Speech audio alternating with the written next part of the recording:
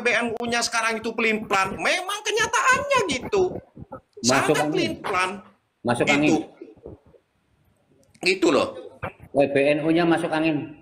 Ya itu masuk angin, sangat masuk angin. Gimana bos? Kalau gimana perjuangan kita? Tapi kita tidak perlu putus asa, tetap berjuang. Sangat masuk angin gitu. Bukan cuma PBNU-nya, sedangkan kiai-kiai yang kesohor. Contoh, Kiai Syukron Makmun, kiai karismatik gitu. Tetap mengkritik apa? Kiai Syukron itu saya dengar videonya itu mengkritik peneliti nasab. Kenapa waktu kiai-kiai kita, kiai pribumi dilecehkan begitu, direndahkan begitu, kok tidak ada sinyal untuk berbicara? Coba bayangkan. Sakit demam. Nah itu banyak kiai yang sakit. Itu susahnya. Seandainya kiai-kiai kita itu bersatu, saya rasa aman. Hebat Indonesia, betul ini. Gitu. Banyak itu kiai-kiai, kalau kiai-kiai bawahan, kiai-kiai kampung maklum aja itu saya rasa kalau yang dari pusat itu berjuang semaksimal mungkin, saya rasa cepat prosesnya. Kalau yang kiai-kiai kampung itu cepat gitu. Apalagi muhibin-muhibinnya. Yang militan.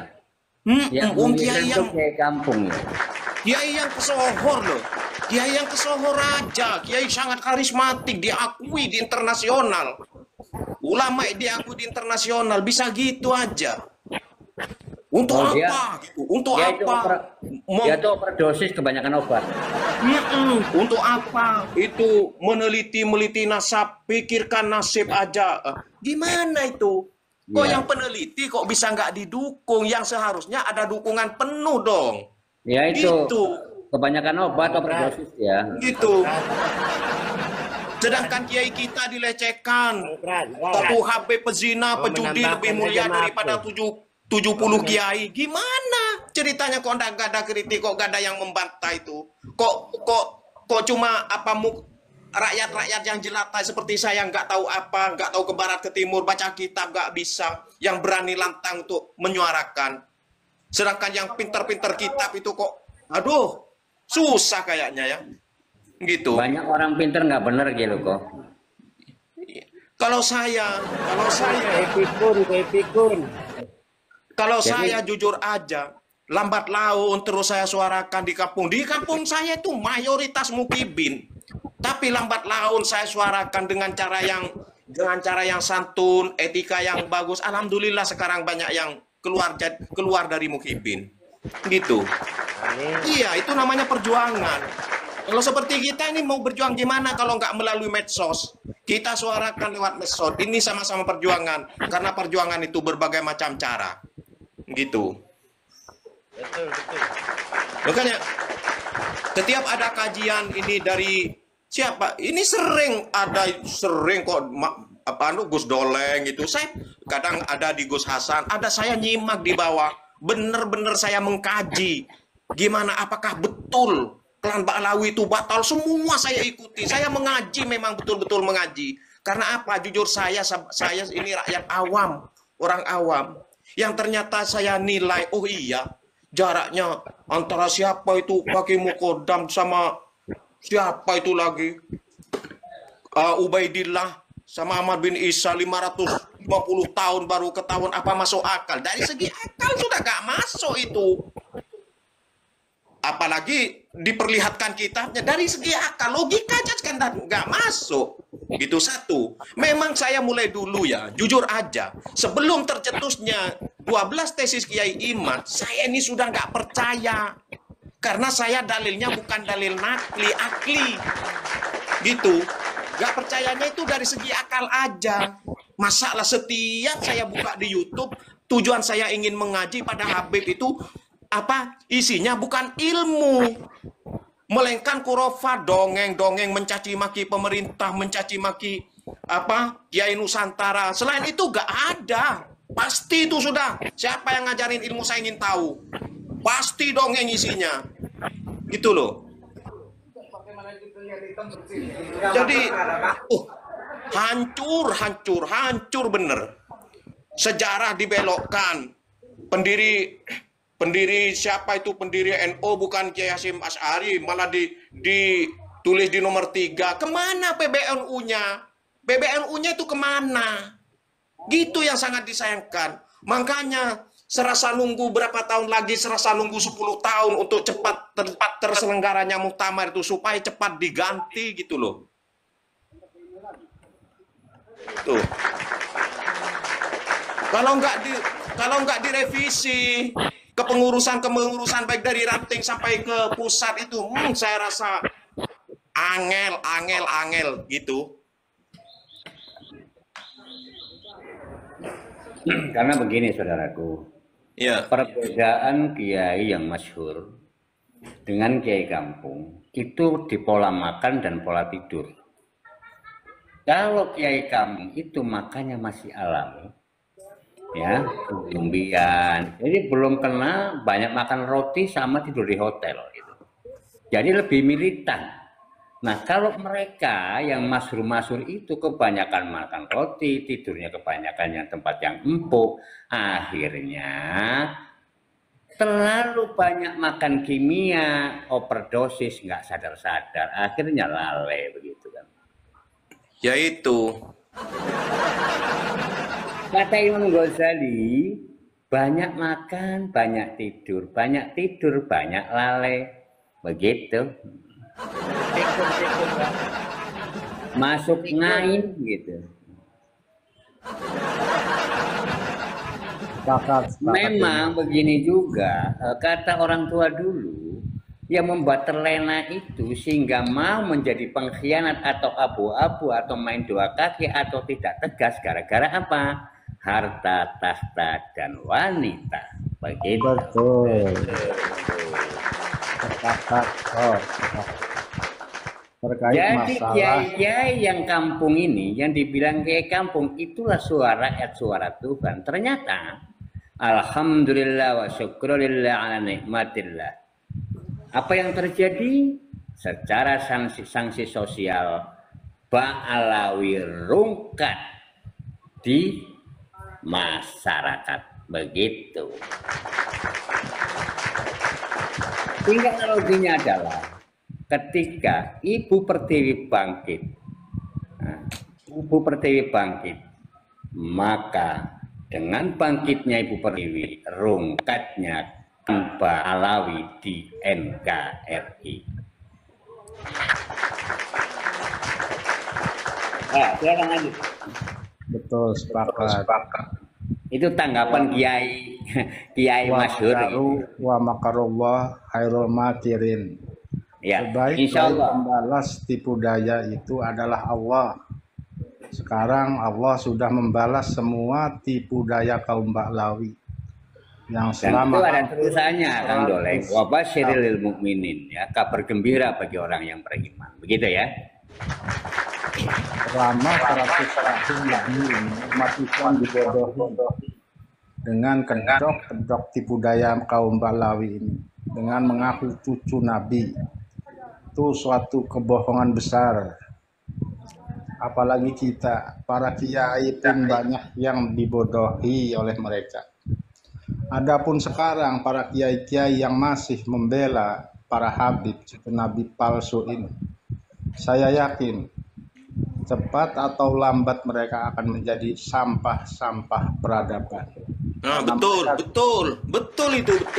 Karena mereka tidak jujur terhadap ucapannya yang telah datang fakta begitu jelas, terang benderang melalui kitab-kitab nasab, kitab sejarah, dan ilmu genetika. Mereka tidak pernah tersambung kepada Rasulullah Shallallahu Alaihi Wasallam.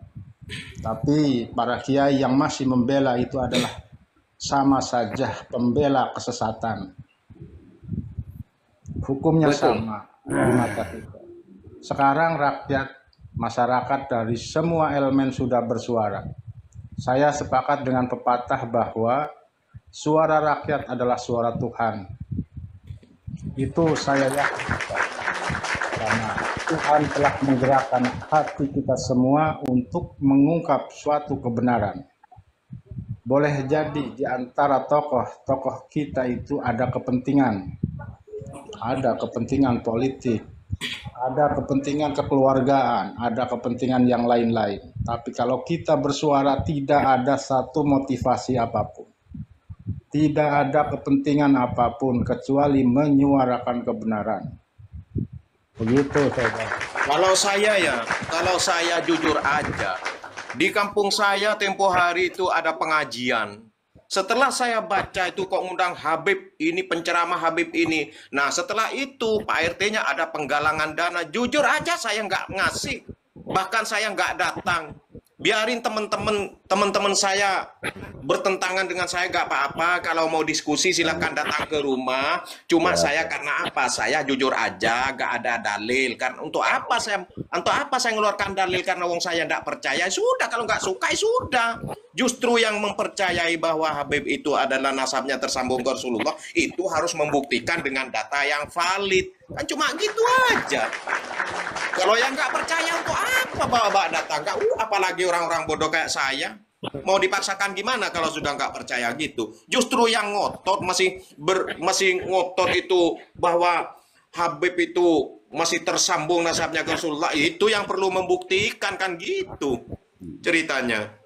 Perbedaannya kiai-kiai kampung dan kiai-kiai yang terkenal, nah, yang kiai-kiai yang konon terkenal begitu ya. Bedanya begini, kalau kiai kampung yang pertama dan utama tujuannya cuma satu, tidak lain tidak bukan hanya la ilaha kalimatillah. Akan tetapi kiai-kiai yang konon terkenal itu tujuannya bukan la ilaha kalimatil tapi la ilaha kalimatul khulus, la ilaha kalimatul masyhur, la ilaha kalimatul kursi. Jadi yang lebih militan yang di kampung. Ternyata kiai-kiai kampung lebih berhasil daripada mereka yang sontoloyo, saudara.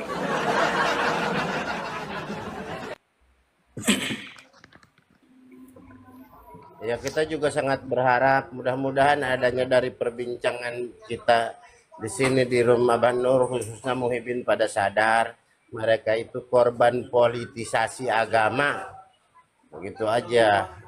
Ya. Sebagai rakyat Indonesia kita harus cerdas. Mereka bukan Ya. misi agama. Ya kita harus mereka ini sabar menguasai negara menghadapi kita. mukibin itu. Soalnya apa? Itu dimaklumi lah. Sudah berapa ratus tahun kita ini dijajah kayak gini, dibodohin gitu. Ya kalau mukibin itu begini saudaraku, kalau mukibin itu kalau bisa dibina kita bina, nggak bisa dibina kita binasakan begitu.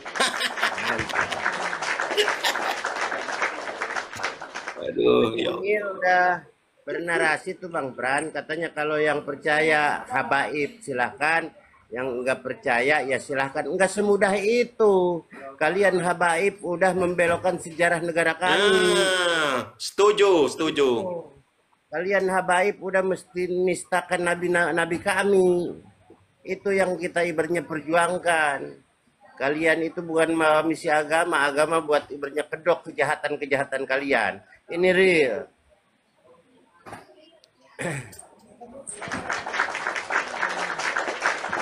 Jadi semua golongan sih, bukan Islamnya aja, Kristennya begitu, semuanya. Jadi dikontrol sama ini yang berkepentingan politik. Kristennya ada kok, Hindunya ada kok, Budanya ada kok. Jadi semuanya ini dikendalikan. Makanya perlu diwaspadai saudaraku Abdul Saleh ya. Sebagai anak bangsa yang mempunyai jati diri bangsa, ketika kita memahami jati diri bangsa pasti akan ada jiwa nasionalisme.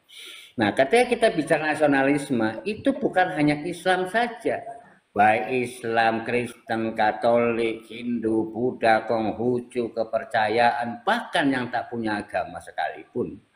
Untuk orang yang merasa mencintai bangsanya, mencintai negaranya, tentu akan bergerak seia seko kapi untuk memberantas daripada penjajah-penjajah yang bertopeng, yang berselimut agama, yang berselimut demokrasi, yang berselimut kerakyatan. Ternyata mereka semua penjajah yang harus dihengkangkan di muka bumi ini karena tidak mempunyai peri kemanusiaan dan peri keadilan, saudara.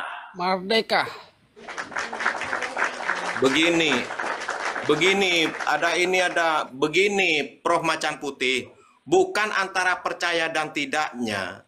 Yang kami minta ini, coba hentikan klan-klan Ba'alawi, hentikan untuk membodohi rakyat, membodohi umat, hentikan. Cuma mengiming-imingi syafaat, berilah hadiah untuk kami, untuk mendapatkan syafaat. Gak usah lah, gak usah cerita ini, gak usah gitu.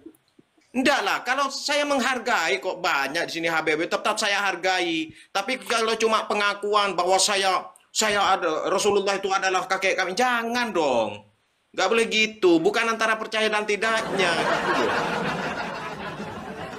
Maksudnya gitu, karena Rasulullah itu panutan umat Muslim sedunia, gitu. Betul. Yang memaksa diakui sebagai cucu Nabi itu kan Habib. Ketika kita tidak percaya bahwa Habib itu cucu Nabi, kita dipersekusi, kita dituduh PKI, kita dituduh kafir, dan lain sebagainya. Itu yang memaksa Macan. Mantap. Nih ada tapping di bawah nih, Mukimat katanya bodoh. Marah-marah itu menunjukkan ke diri kamu sendiri itu ya. Kamu ibaratnya apa sih sebagai anak bangsa negara itu untuk menutupi kebohongannya. Nah, jadi dia pakai marah-marah, menghujat itu untuk menutupi kebatilannya, gitu kan? Memaki itu untuk menutupi kesesatannya, gitu loh. Artinya kan begini ya, mencaci itu untuk menutupi kebobrokannya, begitu saudara. Hehehe. Faktanya begini ya Nur, para muhibbin yang berilmu, yang cerdas itu hampir semua rata-rata sudah tobat, sudah mengakui, menyadari bahwa Habib ini bukan cucu Nabi. Ini yang masih bertahan jadi muhibbin akut ini, saya kira muhibbin yang masih botol, yang tidak menggunakan akal pikirannya untuk mabuk kecubung. Betul. Makanya mereka menjadi betah, menjadi budak-budak di negeri sendiri. Ya karena gini saudaraku Kang Doleng, bahwa al-haqqu bayyin, kebenaran telah jelas tampak terang benderang bagaikan siang hari matahari di siang bolong, begitu kan? Dan jelas terang benderang bagaikan matahari di siang bolong, itu kebenaran, betul kan? Al-batil bayyin, kesesatan juga jelas. Ya remeng-remeng lagi, kenapa sih? Mereka nggak mengakui. Hehe, kalau bukan karena memang andalannya cuma ngaku zuriat Nabi. Kalau ngaku zuriat Nabi kan mudah dipercaya, doktrinnya laku, begitu loh. Jadi dia makan roti keju gitu loh ya. Kalau enggak ada jual minyak nyong-nyong lagi dong. Ya kan masih butuh duit, Bah. Iya masih harus jual kitab, masih harus jual doktrin biar dapat makan gitu. Ya kalau butuh duit contoh orang-orang China dong, keturunan Cina dong, ya kan? Harusnya begitu. Ya hemat, ulet bekerja, ya kan? Terus menggunakan akal cerdasnya sehingga bermanfaat bagi bangsa ini. Kalau Ba'alawi kabur dari Indonesia nggak ada masalah. Tapi kalau Cina kabur dari Indonesia, apa yang terjadi, saudara? Ini ngomong fakta loh ya, aku nggak belain keturunan Cina. Tapi keturunan Cina itu patuh. Dan keturunan Cina ada yang menjadi pahlawan Indonesia. Bahkan Majapahit mempunyai istri juga dari Cina, bro. Weh, jangan mengkambing hitamkan China itu. Dul kemprut. Bolawi, dobolawi. Setan jahanam memang. Bangsat. Habib juga ada ya Nur. Habib juga ada yang jadi pahlawan ya Nur. Pahlawan nggak ada, makanya Habib itu nggak ngaruh di Indonesia, itu nggak ada manfaatnya. Pahlawan Belanda ya Nur. Di Indonesia tetap Indonesia makmur kemarin. Habib menjadi pahlawan Belanda banyak. Mantap, tap begitu loh.